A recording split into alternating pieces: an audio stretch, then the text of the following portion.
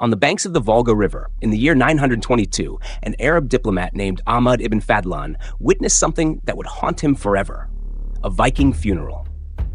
But this was no simple farewell. What he described was a ritual of fire, blood, and sacrifice so chilling, it has echoed through 1,000 years of history.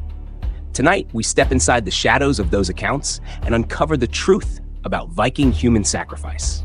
Stay with me until the end, because what Ibn Fadlan reveals in his final moments will make you question everything you thought you knew about the Vikings. But first, who was this man, and why was he among them? Ibn Fadlan was no ordinary traveler.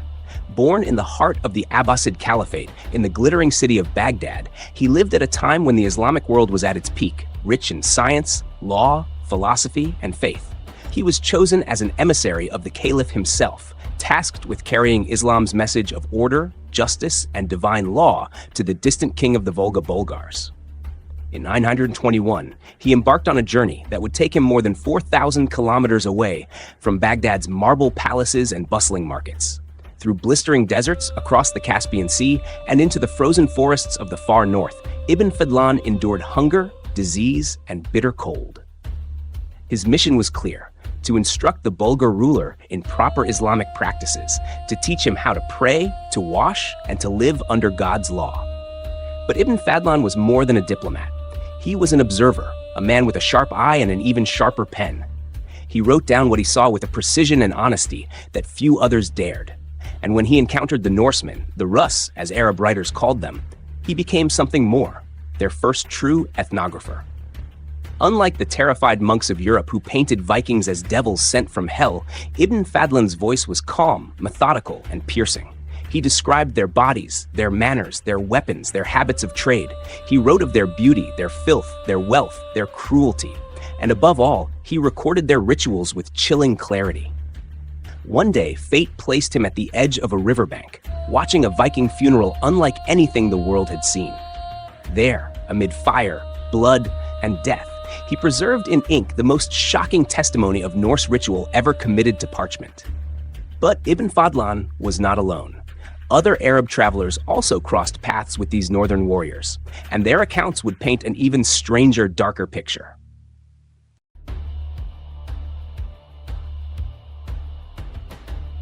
Ibn Fadlan was not alone.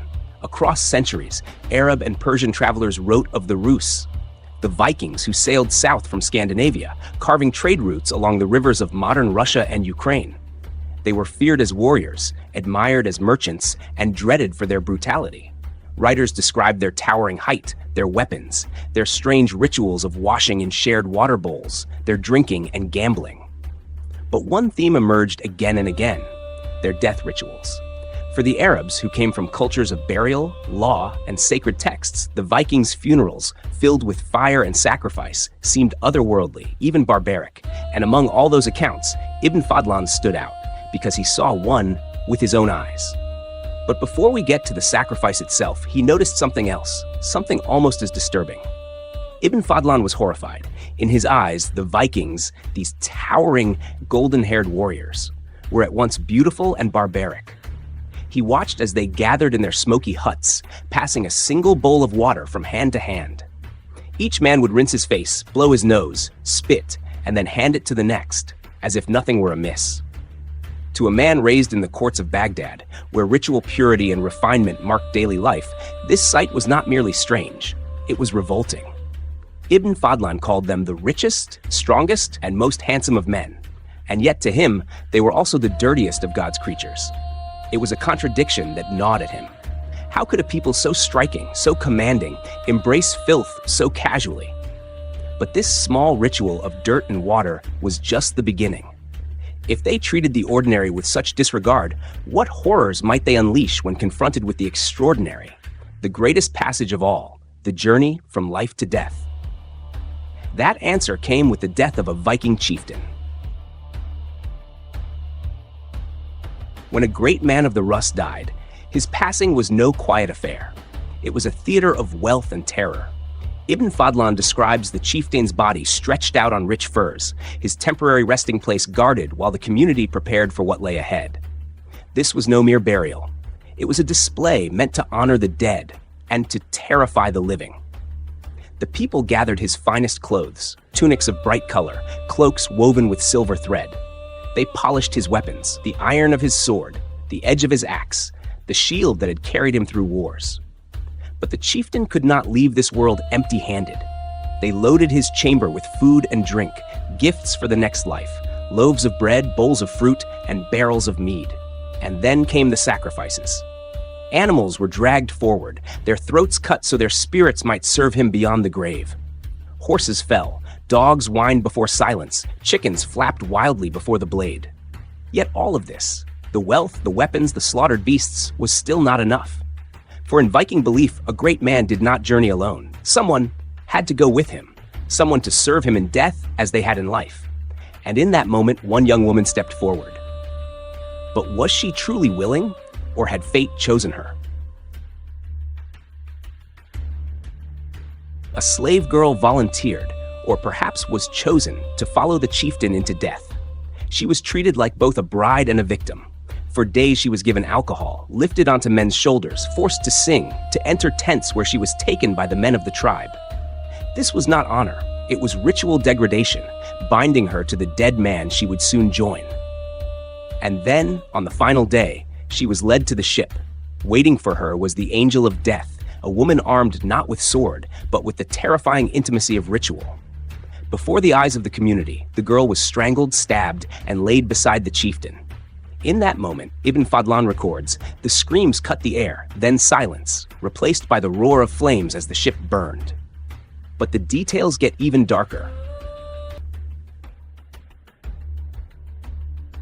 The slaughter was not random cruelty, it was performance. Every animal killed was chosen with purpose. The horse, a symbol of power, to carry the chieftain into the next world. The loyal dog, cut in half, to guard his spirit, just as it had guarded his home. Even chickens, tossed screaming into the fire, their wings snapping in the flames, served as offerings of abundance, ensuring food in the afterlife. Piece by piece, his world was dismantled. His wealth, his beasts, his very household, all consumed. Nothing of the man remained untouched. This was not merely death, it was annihilation, an obliteration of the earthly self so that he might be reborn in another realm. And yet the ritual was never private, it was staged for all to see. The community gathered not only to mourn, but to witness, to remember, to fear. The flames taught them that greatness demanded sacrifice, and that even the lowliest could be swept into death's embrace if chosen. Ibn Fadlan watched as the fire devoured it all. The gold melting, the bodies twisting, the smoke clawing upward into the night sky. To the Vikings, that smoke was a bridge, carrying their leader to his eternal hall. But to Ibn Fadlan, it was something else. He smelled it, burning fur, burning flesh, the stench of humanity consumed by fire. And he confessed that smell would never leave him. It haunted him. It marked him. It burned itself into his memory as much as the flames burned the ship. But here lies the question. Was this ritual exactly as he wrote it? Could this gruesome spectacle truly have happened as he described, or had Ibn Fadlan shaped the truth into something darker, more unforgettable? But how true was his account? Could this be trusted, or was it something more?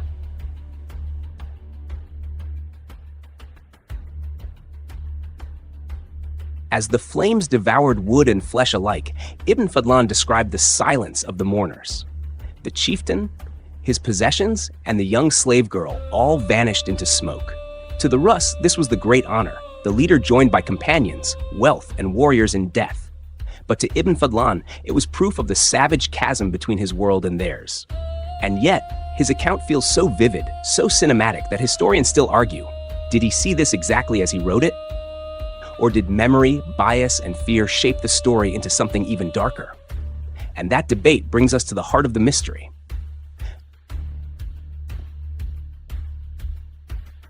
Archaeology has found evidence of sacrifices in Viking burials, decapitated slaves, animals buried with warriors, burned ships. But none exactly match Ibn Fadlan's lurid detail. Some scholars suggest he exaggerated, adding theatrical horror to impress his readers. Others believe he reported faithfully what he saw, and the lack of identical graves simply shows how rare these funerals were.